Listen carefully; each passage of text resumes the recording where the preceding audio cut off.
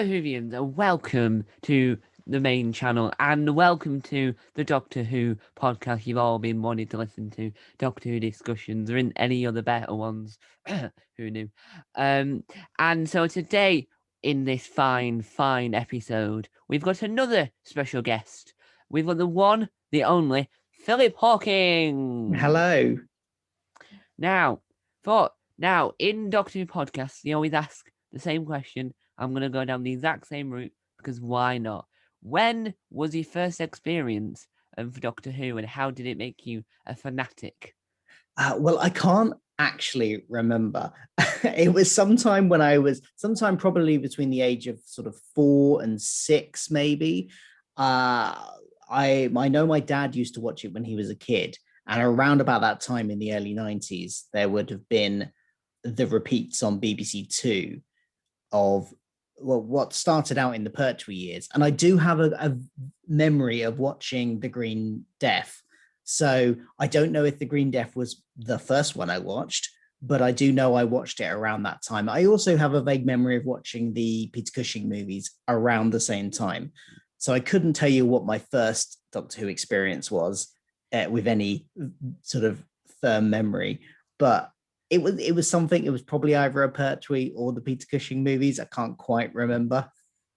Yeah, well, I have that issue too. I just, you just grow up with these things and then you forget when the first time your eyes lit up when it's the most incredible progress Yeah, I ever. kind of envy the people that are probably between our two ages, the people that are in their sort of mid-20s, that that have firm memories of the first time they watched it, because they were about 8 or 9 when in 2005 when it came back on. So there's a very clear point where they can go, yep, I started watching with Rose, but I have no idea what episode I started with. Yeah, and so what is your favorite classic Who story? Oh, that's a tough question. I still haven't seen them all. I still haven't seen every classic Who story that is available. I'm a very slow completist. I do want to complete it, but I find it very hard to get the time to get around to watching them all. So I've watched most of the Hartnell run, and I really like some of those really early ones actually. Things like the Keys of Marinus, I really like. That's a great one of the Hartnell era. And then I've what else have I watched recently? There's things like, well, I'm a massive sort of multi-Doctor story fan, and actually one of the first bits of home media I ever owned was the Five Doctors on VHS. That's how old I am. In the sort of mid 90s, I owned the Five Doctors on VHS because I had a bit of, I don't know, Christmas money or something. I wanted to buy a VHS, and the Five Doctors, you get five doctors for your money instead of just one. So I thought that's the one I'd go for. So that has a very nostalgic place in my heart too. Yeah, and with completing watching the whole of Doctor Who, which is what I'm trying to do as well. It's very hard because not every episode that was ever broadcast is still knocking around in a compatible format, because a lot of it's like the BBC have got to it a little bit too late, or they've found it but it's not salvageable. And going through with Lost Stories, and Big Finish do a lot. Which Lost Story would you like to see being animated from Big Finish? Oh God, from Big. So which story The Lost. What are the that Lost was like ones? one of the lost ones that the BBC scrapped, so Yeah, that they filmed it and then scrapped it, like one of those ones. yeah. Probably Dalek's Master Plan. I think Mm. that's the one that I would be most interested in. Daleks. Everyone loves the Daleks, and it's one of those epic ones that I think most people would really want to see that. Yeah, and I like the idea of like looking at like audios and then seeing them animated, because a lot of fans Yeah, online have done that as well to try and show that you can do it, even though they made it so it's more for your ears and you're listening. And yeah. There's a guy actually that I saw recently that I don't know if you've seen him. He's been animating like little bits of Eighth Doctor audios. yeah, It's what's his name? I've got to remember it because I'm going to try and find it, because I saw him tweet something earlier on today, and it was a really good little. It was just a sort of sketch drawing animation of Eighth Doctor and Lucy Miller one. Oh, Uh, I uh, think I know what you mean. did you see it when they were Yeah, running through the rain yeah, and it turned out to be mucus rain? yeah. That I really wish I could remember what his name That's was. I think But that's just perfect. It shows what the fans can do. yeah, and it's such a great. This guy does a great animation style as well. It's really good, and um, yeah, I think Big Finish should hire him Yeah. basically, Or the BBC, if you're watching or the BBC. BBC, please hire fans to animate episodes. It's probably cheaper than Blue using Fruity, people.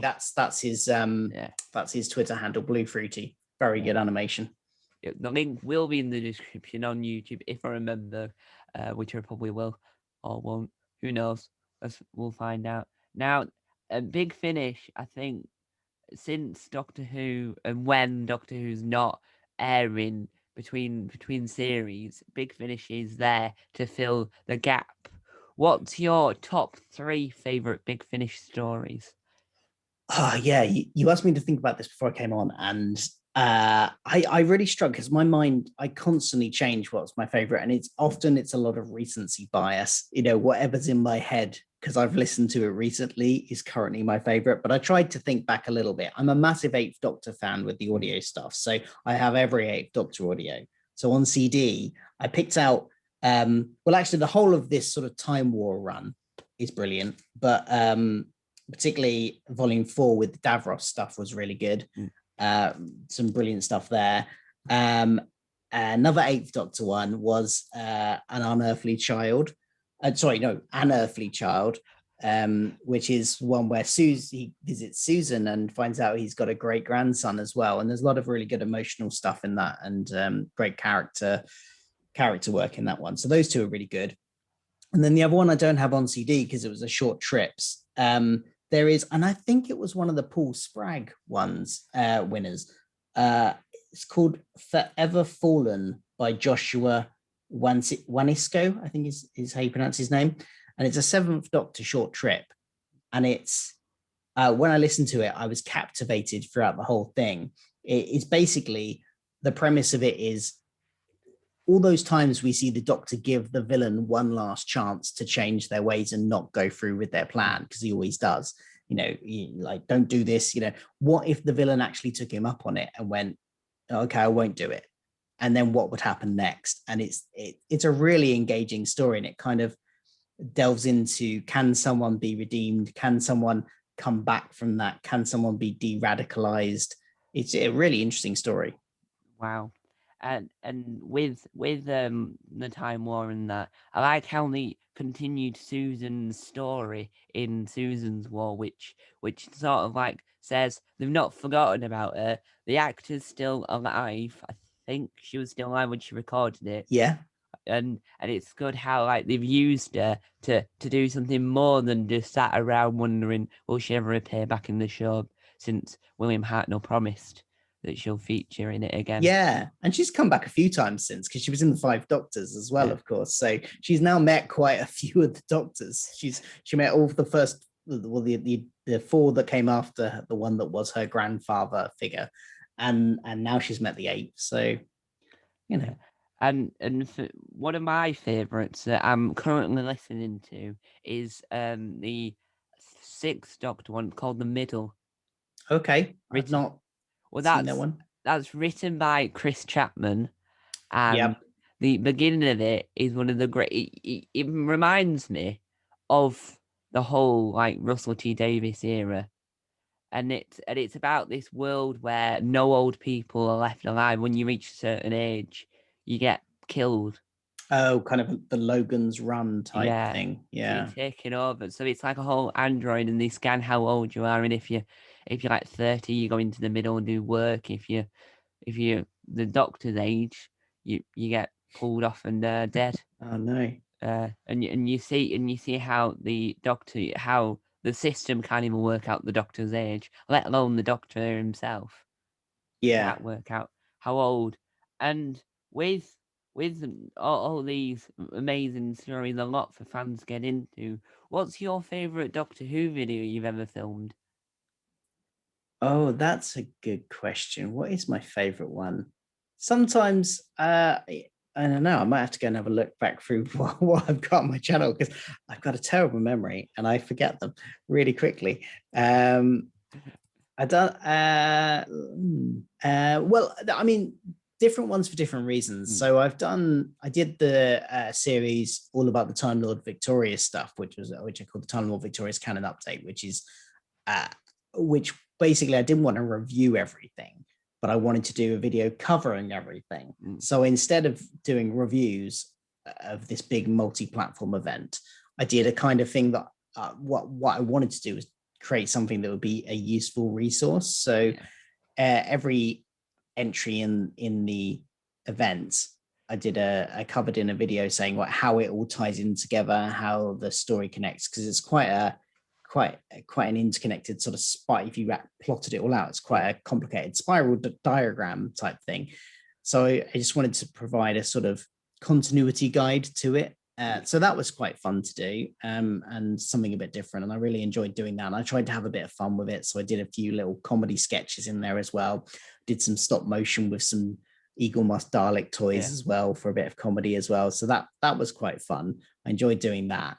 I think it's the things where I get to be a bit more fun and just flex a bit of comedy muscle as well. So just even like simple edits of things where like around about the beginning of series 11 and 12, I did like little comedy just edits of things that were quite fun.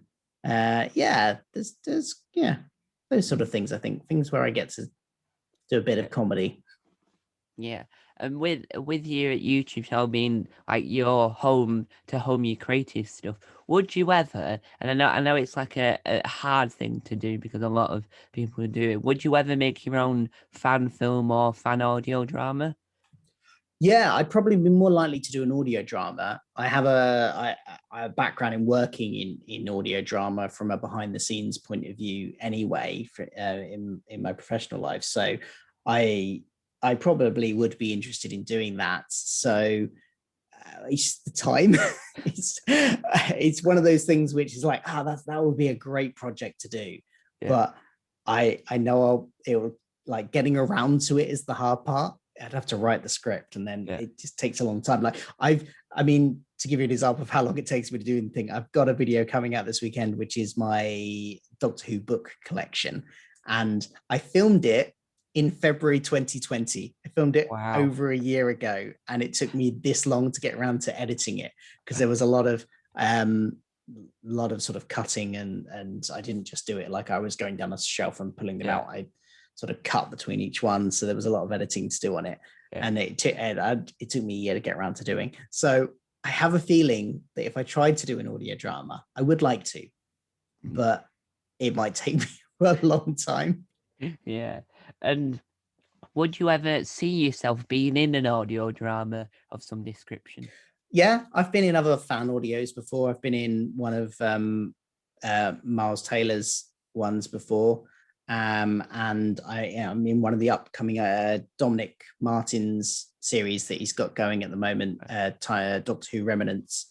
I'm in one of those that's coming up late in a month or so's time. I think it's due to be released. So yeah, I dabble in a bit of acting as well here and there.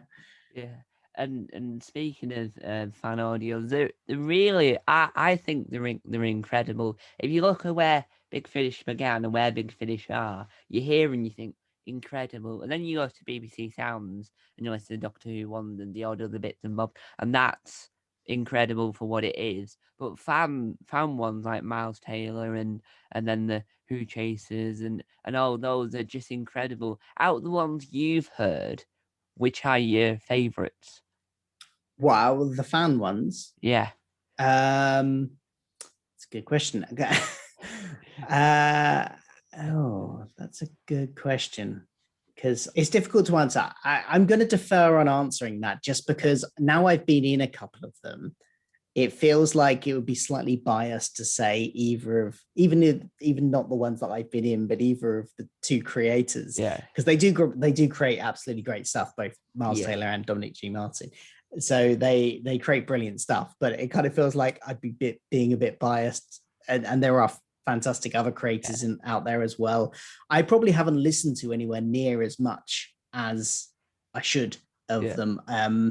Mr. Tardis's recent one was good as well. The Collateral of Ivanhoe, that was really good. I should probably listen to some more, really. Yeah, and I think what would be really nice, because this community with all the creators do unite a lot. I reckon they should find to do like a load of different like series where you join all the doctors together. So like Miles and Dominic does their own doctors, and then a few other people do as well. So I reckon they should like do like a multi-doctor story, but with fan created doctors and fan. And I know on the sort of fan film side of things, I haven't watched many of them, but I gather that like there was a bit of that with some of those, the DW 2012 people crossed over with another one, and so there's been a bit of that, I think, in the fan film bit. And because I'm a film person more than an audio person, okay, so I do more visual things. Looking at the list of short films they've ever made, they've never been the greatest things. Some errors. There's one of the popular ones on this channel. I used blood, so ketchup, but it was really dark outside, so I just wasted ketchup on the floor. made a mess in the dark. Yeah, and filming is so much harder. I mean, that's not to take away anything, because audio is hard in its own way, but you just have to take into so many considerations, because you still have to factor in the audio, and you have to factor in the lighting and everything, sound and lighting, and you have to try and make it all work together. There's so much more with filming that you have to try and make work at the same time, which is why I don't think I would probably ever do that, because that's probably a bit too much to think about once. Whereas audio drama, you can relatively handle yourself. You can record independently different people's lines if you need to. Although I don't think that's necessarily the best way.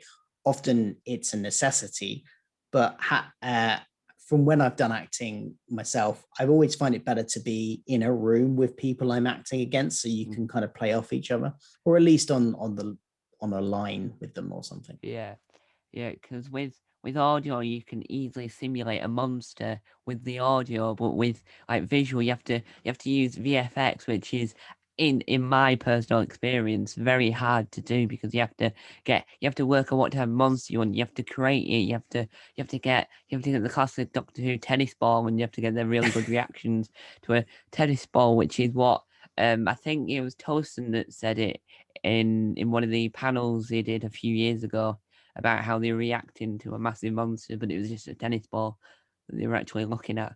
Yeah. And what do you reckon they've watched themselves back? Do you reckon they've seen their own series? What, the people in Doctor Who? Yeah. Probably. I mean, that depends. Some actors some actors are like, no, I never watch myself in anything, and others will watch absolutely everything. And there's probably some people in between that watch some stuff. I know if it was me, I would be watching everything I was in. Possibly not with other people present, because I'd be slightly cringing. But a separate, by myself, I'd definitely watch everything I was in. Yeah, because it is that thing where you might really excited to see yourself on TV. So you do something that you really like doing, and you get to see yourself enjoying yourself, and you realise you made an error there, and there. That's the worst thing. But now with all with all the audios and that, what's the first piece of home media that you remember ever buying? Well, I mentioned this earlier. The Five Doctors on VHS was the first sort of VHS. That was the first home media purchase I got. I only ever owned 2 VHSs. It was that, and then fairly soon afterwards, I bought a VHS called Daleks: The Early Years, which was kind of a documentary / clips of various Dalek stories from the William Hartnell and Patrick Troughton era. In fact, actually, the whole of that, what was on that VHS has recently been released in one of the recent releases. I think it was on the last, I think it might have been on the Power of the Daleks re-release animation one. So that I had that on VHS as well. Those were the 2 I had as a kid, and then I didn't have anything for many years after that until I started collecting the DVDs. Yeah. I kind of went through a period where like I was into Doctor Who as a kid, and then it wasn't on the air at the time. So I as a teenager, I kind of didn't really engage with it much, and then came back to it again in the sort of early 2000s, like maybe a year before it came back onto telly. Yeah, and with all the Blu-ray box sets that you can we can't really see because I've hidden it really well, but I've got one of them back there. And what do you reckon the future is of them? Because they've not done the first two Doctors, and they've not done any new. What do you reckon the future is of them? I would imagine that if they're gonna, they will probably do them all eventually. Um, waiting to do the earlier ones gives more time to get the animations done, I suppose, if they're going to put the animations on there and where there's missing episodes. I would imagine if I was them, I would be thinking that I'd want to release the season 1 for the 60th anniversary. So release that in 2023. I would have thought that just seems to make marketing sense to release the first season on a big anniversary. And speaking of the 60th, who do you reckon out of New Who and then the ones that are left from Classic Who do you reckon might return? Oh, I don't know. I would love to see all surviving Doctors in it. I don't know if we would get that for the main thing, just because trying to find a story that I mean, I love the Five Doctors, but if you analyze it from a storytelling point of view, it's quite fragmented. It's not it it wouldn't, there are, whereas the 50th anniversary special, because they concentrated just on those three Doctors, they could have them together most of the time. They didn't have to split them up, and it made for a more interesting story overall. So I don't know. I think I would love them to get Christopher Eccleston back. Yeah. Who knows? Given the fact that he's more engaged now, has done the Big Finish stuff, maybe. Who knows? And maybe the others in cameos, possibly. Yeah. Like they did with the 50th, where they had like different videos of them all around when they were in the control panel. But I reckon they should like film like new bits instead of clipping old clips. Yeah. Yeah, I agree. And actually, assuming hopefully Carol Ann Ford is still around, then getting Carol Ann Ford in it as well as the sort of only her and William Russell actually are both. If they could get them both in it, that would be great, because they are the only two cast members left from that first episode. If they can get them back in it, that would be great too. And with the 60th anniversary coming along, I reckon they would add more merchandise and have stuff on sale and that.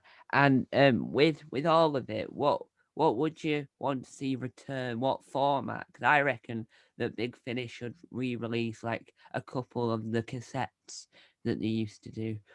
Yeah, they could do retro formats are all the rage these days, as evidenced by the constant vinyl releases that we're getting. But I have seen things like retro cassettes being released as well. So can you buy a cassette player now though? Is that going to be the next thing where well, people are still making them, but I have seen recently that artists, when they release stuff, they release it on digital, CD, cassette, and vinyl. Brilliant.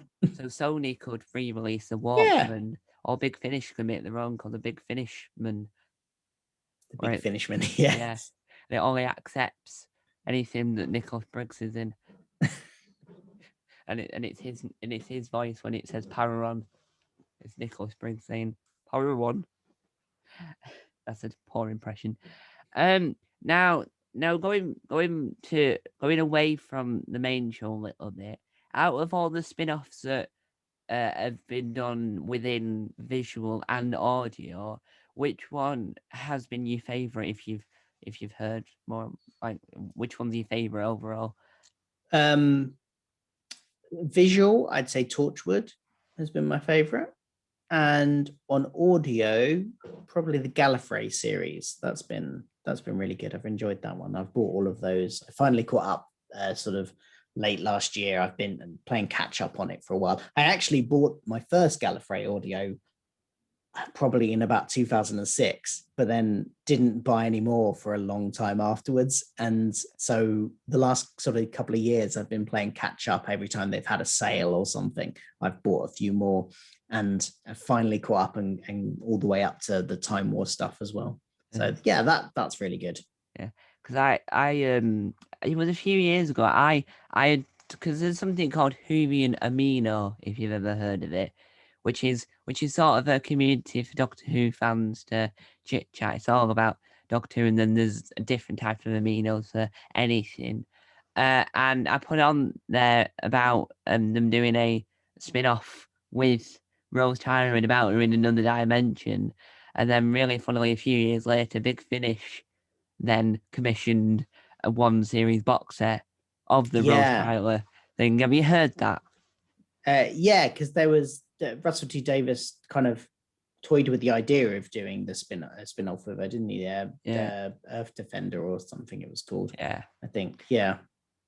And so one of my final questions is what would you want to see in a canine time quake type thing? Because it was ideated that it was going to happen, but then they never officially said whether it was cancelled or whether it was going to continue. It was just a little bit dead in the air. What would you want to see from it after we had the Australian canine? Did you watch the Australian canine? Yeah, it was on Disney XD for me. Oh, I okay. didn't see it on Channel 5. I only watched the first episode of that, and I couldn't quite bring myself to watch anymore because it wasn't very good. But yeah, I don't know really. Canine is a difficult character to do by himself. You need a good supporting cast. Yeah. So I think you'd need like a more modernized design, like they had in that Australian series. There wasn't there talk of Omega being in it or something? Yeah, I heard that. But That would be weird. I mean, yeah. like, why would K9 without any Time Lords be going up against Omega? I don't know, but It won't be strong enough. yeah, it would be a bit strange. So I personally wouldn't put Omega in it. I'd save Omega for Doctor Who. But yeah, I don't really know what I'd want from a K9 series. So you'd need a good supporting cast, I think. Yeah, because I had seen on Amazon. I had always seen this on Amazon, but they were I don't know whatever happened to it, but it sounded odd. They were releasing a Bessie audio drama of the car Bessie. Oh, okay. Have you heard of this? I don't know. Is it recent?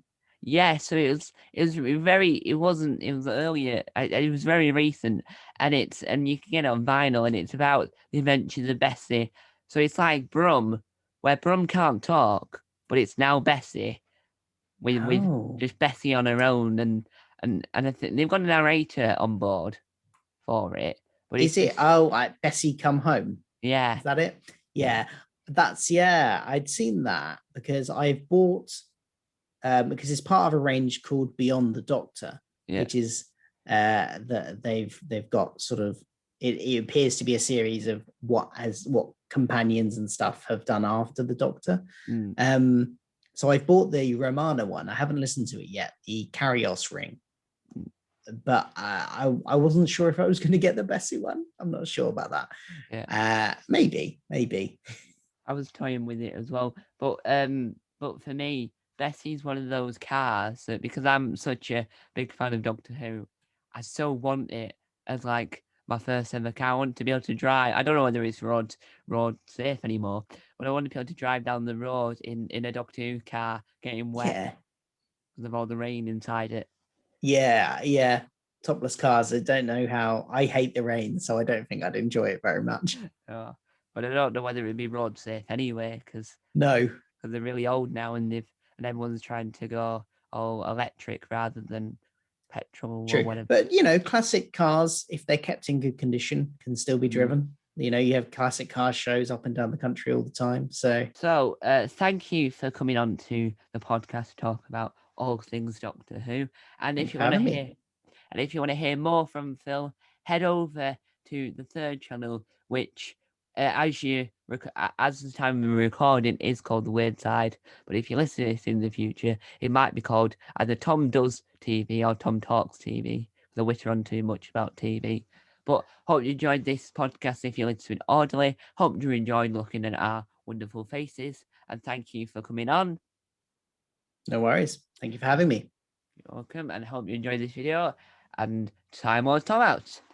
Bye.